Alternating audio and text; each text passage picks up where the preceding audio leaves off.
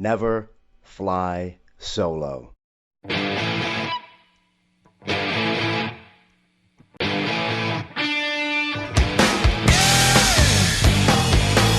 No fighter pilot ever flies solo. We always fly as a team because the mission is so complicated, so much that needs to get done. We have to decentralize control, assign roles and responsibilities to everybody in that formation.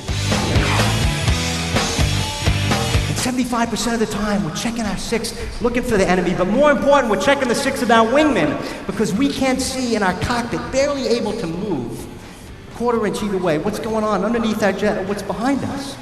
But if I've got my wingman a mile away and I check his six or her six, pretty easy to see. Mutual support. We hold each other accountable for that mutual support, and we discipline each other if we're just focused on ourselves. One more time! Now, I know a lot of you are saying right now, you know, Waldo, that's just a little too motivational for us here at People Meeting.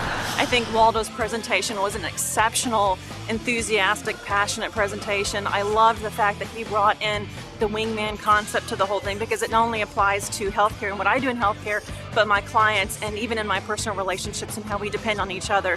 Who are your wingmen? Who are your trusted and reliable partners at Premier, in your hospitals, in your businesses, and in your lives that you can count on to dodge those proverbial missiles of business and life that are being shot at you as you try to provide the highest quality, lowest cost products and services to your customers.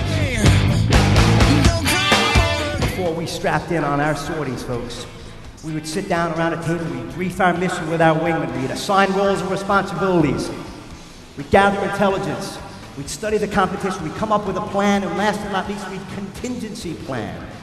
We'd ask ourselves, what if they did happen to take a picture of me before one of my missions, and this kind of says it all. This is me right there. You want me to do what? Ever feel like that going to work? What engaged me, as well as I think the audience, is that it brought up some national pride, as well as some pride in our workplace, where we kept giving us examples of how we could bring what we were seeing today back to the workplace. That's right, Waldo. Listen, man, you're never late. Is everything okay at home? You need a day off? You feel all right? Talk to me. Think I thought he cared about me? You think I realized at that moment that he realized that I might have had a life outside of the fact that I was a fighter pilot in that squadron that might have taken precedence over serving that mission?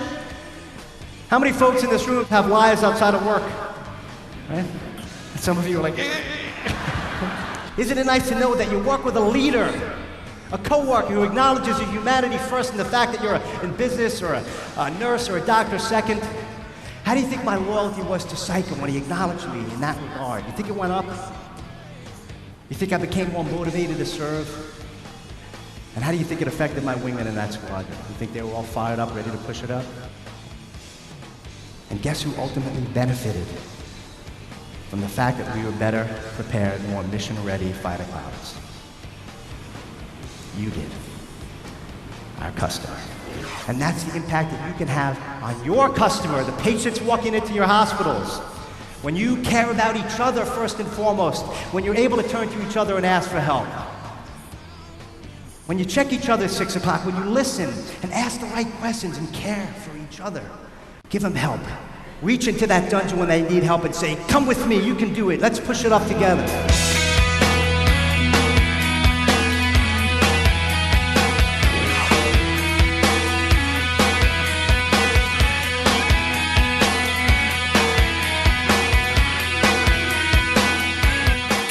Every single day we're at risk of trying to win. Don't forget that it's not about combat, that it's about joy and love. When you walk out of this room, earn your wings, but then give one away. Be a wing giver. Check somebody's six.